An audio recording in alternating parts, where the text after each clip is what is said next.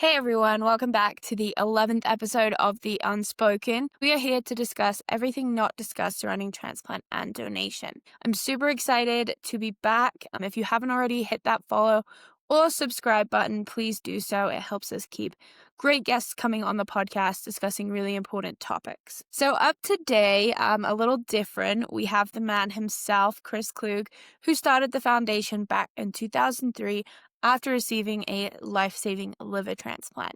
I'm really excited to get the chance to sit down with Chris and, delve into his experience as a transplant recipient, but also what inspired him to start the foundation, what he's proud of, its accomplishments, and where he sees us going next. And so this is going to be a great podcast session for you to listen into. Before we delve into that, let's take a look at what CKF has coming up in the next few weeks.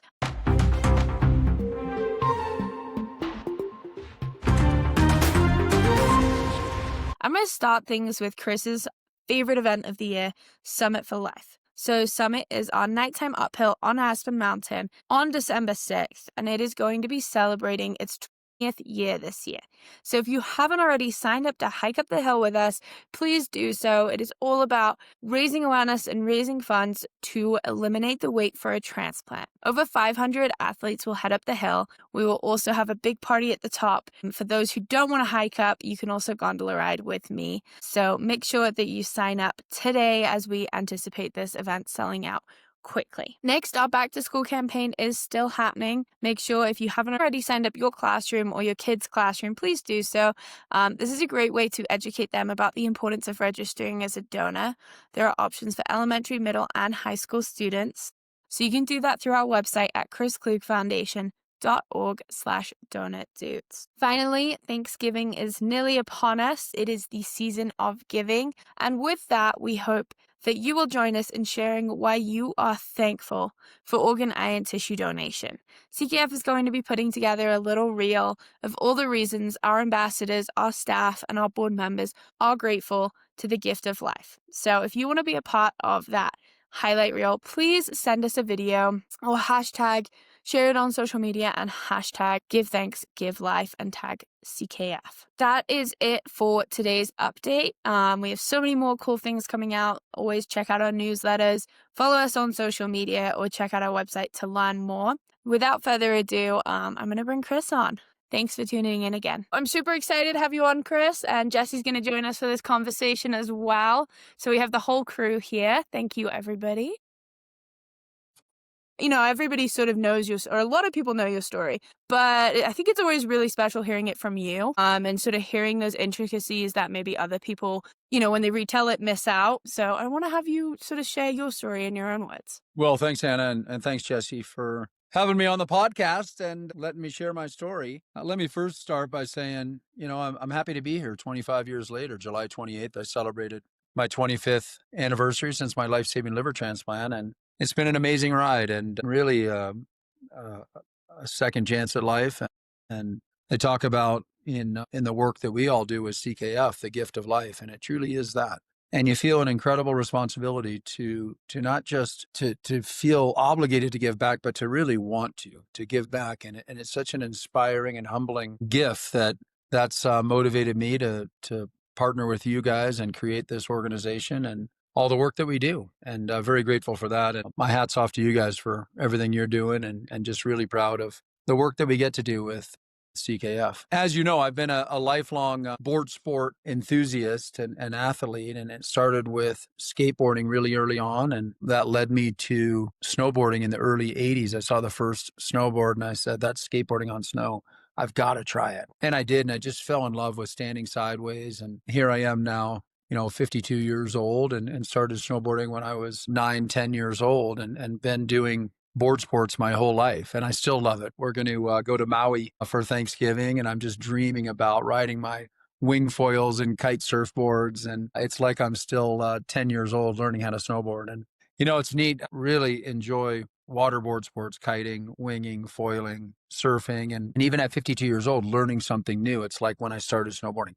That's what was so cool about it is you knew you were a part of something special, and it was so fun to learn something new and to kind of ride this wave of snowboarding and this cultural phenomenon. That led me to try my hand at competitions and had some early success and had fun doing it and worked my way up the ranks through the junior US Opens and the national tour and ultimately some World Cup events in high school and then out of high school and prep school on the World Cup circuit and got to be on the World Cup circuit for 20 years and 3 Olympics. And of course, in 2002, winning a bronze medal, just a year and a half after my life-saving liver transplant and after almost 6 years on a transplant waiting list. It was an incredible thing for me, for my family, for our friends, for everyone that was involved in that. And certainly helped me recognize this incredible podium that I had and that we had to create this organization and to share my story, not just to trumpet what I'd accomplished,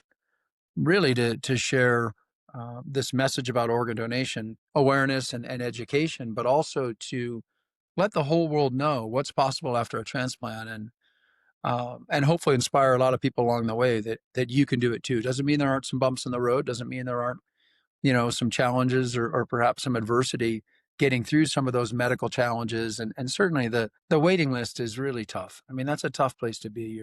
Your life is on hold. You're hoping and praying for a second chance. You don't know what your future holds. And none of us like to be, our life in the balance and your life on hold and not knowing what lies ahead in your future. And that's such a tough place to be. It's almost a relief when you get the call and you're informed that, hey, a liver is available and come on down to the transplant center and we're going to see if we can do a liver transplant. Of course, you're scared to death about the surgery and all the risks that are involved in that, but it's a real relief that hopefully the waiting game is over. And as I said, I'm just so grateful to be here 25 years later. And I look back on that experience of my liver transplant 25 years ago with a lot of fondness and a smile and a lot of happy memories. But, it's also kind of a dual vision where you look back on it and you say, yeah, I was on death's doorstep there and that was really scary, but I got through it. And I think about all um, the times, the fun times I've had and the memories and starting my family and everything we've been able to do since then. I'm very grateful for that. I always learn something new. I never knew that you got into skateboarding before you started snowboarding. See, every time I hear your story, I learn something new. My dad and I built a 14-foot vert ramp in the driveway, and that was really my entree into snowboarding. That's I awesome. love to skateboard, and I was born here in Colorado, but actually grew up in Bend, Oregon. And we all collectively built this incredible skate park facility in downtown Bend, Oregon. And that was what led me to snowboarding. And I still skateboard with my kids to this day. And we've got a great park here in Snowmass Village at the Snowmass Rec Center and really a good one in Aspen. And I still get out there. I just try not to fall too much because the concrete hurts a lot more than the water and the snow. Yeah. You're braver than me. Every time I got going on one, I'd get too much speed and then it would scare me and then I'd end up falling because I was scared. I don't mess with the lip too much anymore. I don't screw around with the coping, just carve it up and just sort of soul carve out there. See, the snowboarding side is the impressive one to me because I did it for a few years, but I couldn't master getting off the chairlift. So I had to switch back to skiing because I got tired of falling down every time I got to the top of the chair. I know I shouldn't be admitting this publicly. You do have two skiers as employees. This is blasphemous. I'm determined to turn your snowboarding career around, Jesse. Please help me. I need professional help, It's my clearly. mission this summer. CKF's mission has just changed now. Forget this organ donation stuff. We're dedicated to fixing Jesse's snowboarding. You better make that both of us. Okay. 2 for 1. It's a date. It's a date. I love it. Chris, with you winning a bronze medal in the Olympics just 18 months after transplant, it may appear to people that you had a very easy go of it. So, can you share either your biggest challenge or some of the challenges that you actually had during recovery post transplant? Well, let me back up just a little bit. As I said just a minute ago, I think the hardest part about a transplant is really that waiting game and hanging out and hoping and praying for the second chance. That's a hard place to be. And for me, it was almost 6 years in total. But it was really about 3 months at a critical stage in the spring and summer of 2000. I wasn't able to do all the activities I was accustomed to doing and wanted to do. But mentally, it's really taxing. You don't know if and when you're going to get that call. And certainly the worst case scenarios run through your head of, hey, am I going to die on this waiting list? And I'm such a positive person. I'm an optimist by nature. And that's how I always think and feel. But you definitely have moments where you second guess the process and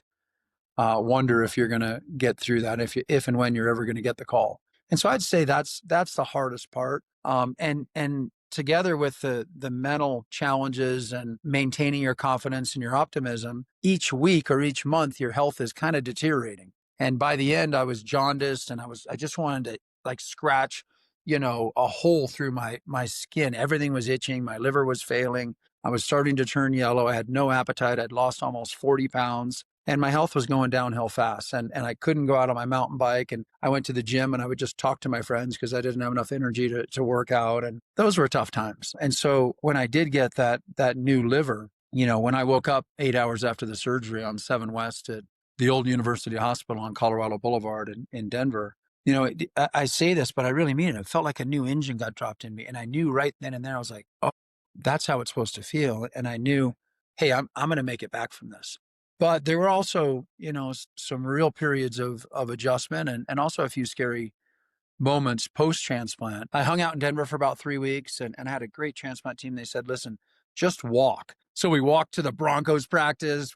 We walked to a Rockies training camp. We went and walked the the PGA golf event. And that was just a week after my transplant, and maybe overdid it there. I remember lying on the 18th green at the International at Castle Pines, totally gassed and out of energy and out of breath. And I was like, oh my God, I think I overdid it. I don't even know if I can get up. There was a scary time, I don't know, maybe 3 or 4 months after my transplant, where there was something to do with my intestine getting kind of tangled or twisted. And we didn't know what that was, but I got flight for life to Denver, met with the transplant team, and thankfully it sort of worked itself out, and I ended up being okay. But that was a scary moment. And I've said this, I think, to both of you before, but when you get a new liver, you get an organ transplant, you don't know when you get sick or something's not right, you're not feeling right. You don't know, is this a warning sign I really need to pay attention to? Or is this just something that is totally normal for anybody that we experience in our daily lives, like a common cold or the flu or who knows what, some GI problems. And so there's really a learning curve that comes with that. And I think it's just sometimes you overreact a little bit, and sometimes maybe you underreact a little, but you really learn the signs. I know a fever was something that you always had to really look out for, but I just remember there kind of being a trial period there where I was like, hey, do I just have a cold and I don't really need to worry about it? Or am I in rejection and I need to freak out? So there was probably a few lab tests and liver enzyme checks that were maybe overreacting a few times, and other times where I probably should have done it a week sooner than I did.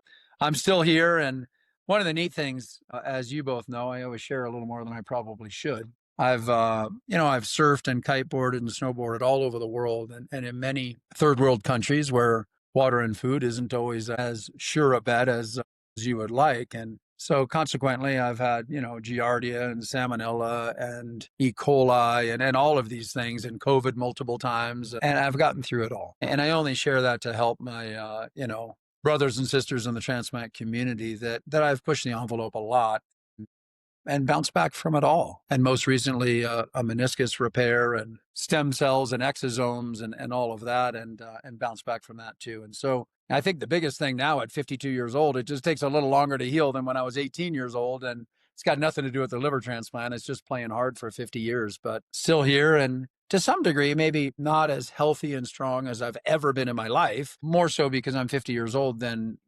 18 years old. But in terms of the liver, that's something I regularly have my labs every quarter still, and annual physical. Actually, I'm doing this week, and checkups, and I watch my diet, and I'm careful. I think with an organ transplant and a second chance at life comes some responsibility. And we as transplant recipients have a responsibility to honor our donor and honor those that are waiting, the 105,000 people, give or take, across our country today that are waiting for solid organ transplants. We have a responsibility to take care of ourselves, to really do everything we can with this second chance and this opportunity.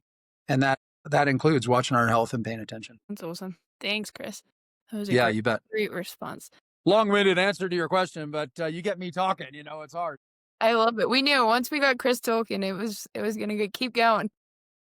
Something new again. I didn't know the bit about your intestine twisting Yeah. 3 to 4 months out. Yeah. There's always more and more layers to every donation and transplant story. The nice thing is if you have a medical situation or scare here, or you need any treatment like I did after Leadville this year, I just went straight into our ER here at Aspen Valley Hospital. And everybody in there, they're all our friends. This is a small community. And so it's really neat that, even in those scary situations, I had a lot of friends and family around me, and including people just from this town that I may not know super well, but again, it's a small community, and really had a lot of help both on the waiting list and post-transplant. And today you look at our Summit for Life event, and we'll have almost 500 people participating in that event, either hiking or celebrating and volunteering and a part of the event in some way. And it really is a community effort. And there's so many people that have been involved in this foundation the last 23 years, right? And I'm so grateful for that. It's to think about where this organization has gone from starting this 23 years ago with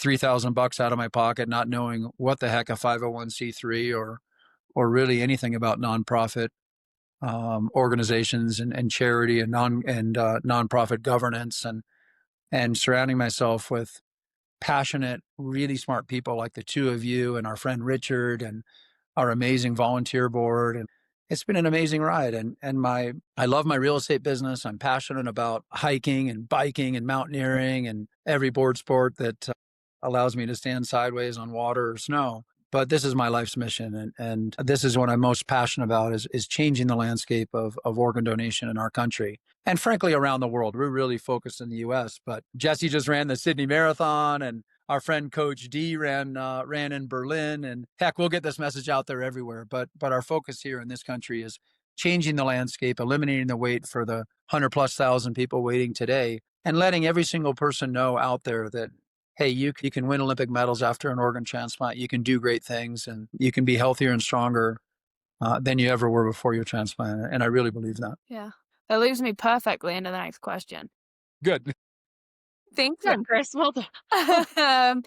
That's what I'm here for. Can you share that moment? Everyone has that moment where what you're doing is making a difference. Do you have a specific moment where you look back with the foundation, or you personally, where you're going, I'm making a difference and we're changing people's lives for the better through educating and inspiring people? Do you have that set moment, or do you have a story that is a memorable moment that makes a difference in your history, I guess? I think it happens frequently in our relationships and our interactions and our connections with Chris Klug Foundation and in my daily life. And I think the most encouraging thing is, so many friends that we've had the opportunity to meet in the transplant community and our CKF family, and a lot of people that went through the same thing I did. And they were on the waiting list and kind of giving up hope like I almost did, and saying, hey, your story really helped lift me up, and it really helped me get through those challenging times. And now I'm able to return to my dreams and my goals and my family and doing what I love to do. And that's a pretty, I don't want to say a regular occurrence for us, but we get to meet a lot of people that have this incredible journey, that have bounced back from real challenges with organ transplantation and waiting list and the whole process. And just grateful to be a part of that. I think that's the great victory is, yes, we're focused on encouraging everybody to register as organ donors, share their donation decision, make those wishes known with their family, to educate our whole country about the importance of organ donation and to know the facts and be prepared when they get asked if they want to be organ donors and what that means, and do so not at the worst place imaginable. God forbid there's an accident and at the ER, but in the comfort of their own home. And when they go to the DMV for the first time, like my daughter's going to do in the years ahead to get her learner's permit and ultimately her driver's license, she knows what that means. And that's why our work is so important with Donor Dudes and the Toolkit for Teachers and all of our youth curriculum that we do. But I think for me, it's the biggest measure of the difference we're making is the individual personal stories of people that so many of our friends have shared with us that have followed a similar journey and really persevered through a lot of the bumps in the road and the challenges to live a healthy, productive, and quality life that they're proud of and giving back. I think there's so many people we get to meet that are struggling and going through the transplant journey, and then being able to hear them share their story and inspire others through their, struggle and heartache, that I think is powerful. And then overcoming it, it's 100%. Or standing at the top of Summit. That's always one of my favorites. You just stand at the top. Summit for Life it's an incredibly inspiring event. And every time I do it, I usually start dead last after helping announce at the DJ booth at the start line. And I get to go up and I make a point of trying to say hi to every single person I can. I'm not catching the Jesse Youngs and the John Gastons that are doing it in 40 minutes or so, but I catch everybody at the end and I get to high five everybody. And it's so inspiring seeing this stream of headlamps going up Aspen Mountain, up Little Nell, and up Spar Gulch. Hundreds of people there celebrating second chances and really the miracle of organ donation. And it's really inspiring. When we're out on the Leadville Trail 100 course and you see 23 racers out there with Live Life, Give Life in the lime green official color of organ donation on their jerseys and on their kits, and out there racing for this cause and to inspire others. Those are also moments where I'm like, yeah, we're making a difference to thousands of people out on the Leadville racecourse or in New York, or as I said, in Berlin, or with you, Jesse, and our friend May and others in Sydney. I'm really proud of the work we're doing. And as I said, this is my life's mission and something that I made a commitment when I was on 7 West on the recovery. Well, before the recovery floor, when the lights were about to go out from the anesthesia, and I said, as a part of my faith and my commitment to my family, I said, I'm going to do everything I can to give back. And that's what this is all about. Absolutely. I still remember my early days of Summit in 2013, 2014, when I'd be halfway up Spar just struggling, and I hear this big booming voice coming up behind me, greeting everybody along the way. And that was right before my dad was listed for a heart transplant. So hearing you speak prior to that and being at that event and seeing it all, I mean, that was very meaningful to me. And you might not be catching the Jesse Youngs, but you're definitely catching the Jesse Rochelle's up there. I don't know. With all your marathon training, I like your chances. I think my marathon days might be over, but I'm not missing Summit. Steady for a long time. That's all right. You're doing it. You mentioned a couple of our programs in there, Donor Dudes and our Toolkits for Teachers, which is part of our Legacy of Life educational series, obviously Summit, Leadville. Can you talk either a little bit more about these or some other ways that people can either get involved with us for the first time, or if they've already been involved with us, additional ways for them to involve themselves with the foundation? I think so often in the nonprofit world, everybody is so protective and they're so fearful of nonprofits stepping on their toes or operating in their territory or stealing some of their market share or whatever it might be, any of those concerns or prejudices or whatnot. And I think what we've tried to do from the beginning is really try to collaborate, to try to partner with other organizations, other OPOs, other nonprofits, and say, hey, we just want to make a difference. And we've got a lot of different ways to do that. And I got to thank one of our early board members and my good friends, Alex Quick and his dad, Dave Quick, with March Marketing in Southern California. And Alex really, and his brother Ian, along with their dad, Dave, and our good friend Eric Sherman, some of our founders of CKF and earliest board members, really helped us find and come up with the Donor Dudes campus event. And that was kind of the onus for us starting this organization was, hey, we've got this passion for board sports. Alex a little more for surfing and me for snowboarding and skateboarding. And ultimately we said, hey, we want to really lean into that and say, these are things we're really passionate about. But this organ donation thing is also really cool. And I'm here because of it. And it's a really cool thing that there's some synergies here with action sports and our passion for board sports and outdoor activities and organ donation. And it's such an easy conversation to have and such a curable disease in many ways. It's a disease of education and misinformation. And if everybody out there today were able to say yes, and with all the technological advances, with being able to help livers last longer and those on the heart transplant waiting list to have some artificial means or something to keep them going and alive until a heart's available. There's a lot of stuff coming down the pipeline that's going to really help us eliminate the wait. But right now it's education and it's awareness and getting everybody to say yes. And so back to your question, Jesse, the Donor Dudes campus events, whether it's Donor Dudes game night, when we put everybody in lime green socks on the football field or the volleyball court or the lacrosse field or whatever it is, I think what we're trying to do is partner with clubs and teams and individuals and classrooms and teachers and anyone with a connection to organ donation or just a desire to learn more and get involved and give back to their communities through their church, through their scouting programs, through their social clubs, whatever that is. We want to make a difference. We want to encourage this conversation and just make sure whatever decision people are making about organ donation, it's informed, and it's based on the facts, not myths or misconceptions. And so we're really willing to partner with any other organization too, to help you in your area, to just bring a little more marketing horsepower, maybe a little more energy and enthusiasm, and some more know-how too from 23 years of having done this. And hey, here's some things that have worked for us, and here's some things that haven't. And maybe it's sponsoring the hot dogs at a party. Maybe it's at a sorority or fraternity. Maybe we're sponsoring the green beer on St. Patty's Day. I don't know what it is, but we're happy to get creative and bring the music or bring the entertainment and bring some enthusiasm to get people excited about this cause, this organization, and this mission to eliminate the weight and help those in need of a second chance. It's huge. I think, yeah, just dispelling some of those myths, because there's so many. And it always amazes me that there's still, the doctor saved my life, that we still hear that daily when we go out and talk to people. And you're going, when, who, how did you hear this? It's not true. So we kind of talked a bit about, what we've done and where the foundation started from. What do you see future goals for CKF being? Where do you want to see the foundation go? And what do you think we're going to achieve in the next few years? Jesse, that question is for you. Putting me on the spot.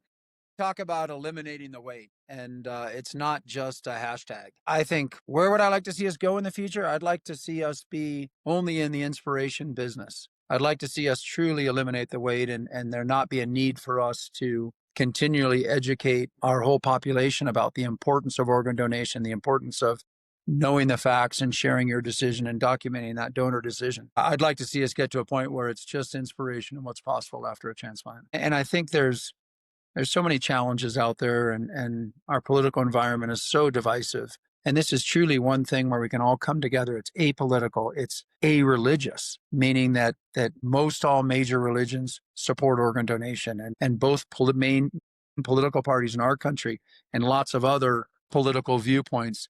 This is something we can all come together on and support. And so I would love to see the future of CKF. I'd like to just see we're doing everything we can on a grassroots level through all of our channels and in all those communities where we have Donor Dudes ambassadors and where we have our CKF award winners that have really continued to give back to this community and partner with us. So I want to see us continue to grow our volunteer base. I'd love to see Summit for Life events in other areas. And I know that's very, very intensive on our programming director and our executive director, but so universal checking of that box to say yes to organ donation and realizing this is one of the great legacies we can leave behind if we're no longer here. And I'm here because of it. And as we know, you can save as many as 8 lives, improve as many as 50, and in some cases more lives as a result of organ donation. And so I want this to just be ubiquitous, for this to be like, yeah, why wouldn't you? I can't take my organs with me where I hope to be going after this life, and why not help somebody else out and leave an incredible legacy? I want that to just be sort of par for the course and how we operate in this country, and what a selfless gift you can leave behind, and what a legacy you can leave. And I believe it's the greatest gift we can give and the right thing to do. And no question in my mind what the right decision is. And I'd love to just see our whole country support that. And for us to frankly be out of business in terms of trying to encourage people to say yes to organ donation. That's the future. I would love that. Put us out of work. We'll figure out. Yes. Put us out of work. You guys are so talented. We'll find something else. But I sure am enjoying working with you. Yeah, us too. Yes. Jesse, you want to finish it off with the last question? Absolutely. Chris, what message do you hope to leave with people regarding organ, eye, and tissue donation and transplantation? The message I would want to leave with anybody that's considering it is, as I just said, what a legacy you can give to others. It's the greatest gift you can give, and one of the most selfless and heroic acts we can do is to help another person. And there's lots of ways to do that while we're still here. Maybe it's living organ donation through partial liver transplant, through kidney transplant. Maybe it's just blood donation. And it's also lots of ways to volunteer and help out in our communities and give back, and lots of opportunities with this organization. So that would be my message: is get involved and be a part of this. I think what we're doing is life-changing, and we're changing the landscape of organ donation in this country. And the other thing I would say to so many transplant candidates and transplant recipients, that anything's possible after a transplant. And it sounds kind of corny, but keep the faith, hang in there, and never give up, because you can do incredible things after a transplant. And this is such an amazing community of people and doctors and caregivers and support network members and organizations. And I wouldn't have it any other way. It was scary. And at times I thought I wasn't going to make it, but here I am 25 years later, and I'm so grateful for the second chance, but just the journey that I've been a part of, and what we've accomplished with this organization the last 23 years and hopefully the next 23 years. And I look back, I had a chance to give the keynote speech at the World Transplant Congress in San Francisco earlier this summer. And I got to see so many friends from the last 25 years since my transplant, and all the work that I got to do with Saturn's National Donor Day, with Fujisawa and then Astellas, and visited almost every transplant center in our country and teamed up with so many of the OPOs, and just made so many really meaningful friendships and fellow transplant recipients and those that are waiting, and just so grateful for those relationships. And I would encourage everybody, keep up the effort, keep up the good work, and let's eliminate this wait together. Thanks, Chris. Thank you both so much for joining me today. And thank Absolutely. everyone that's tuning in. We are so grateful for your support. And like Chris said, if you want to get involved, just reach out. Just shoot us a message. We are here all the time, and we'll happily answer and get you involved. And as always, we hope you continue to live life, give life. Thank you, Anna.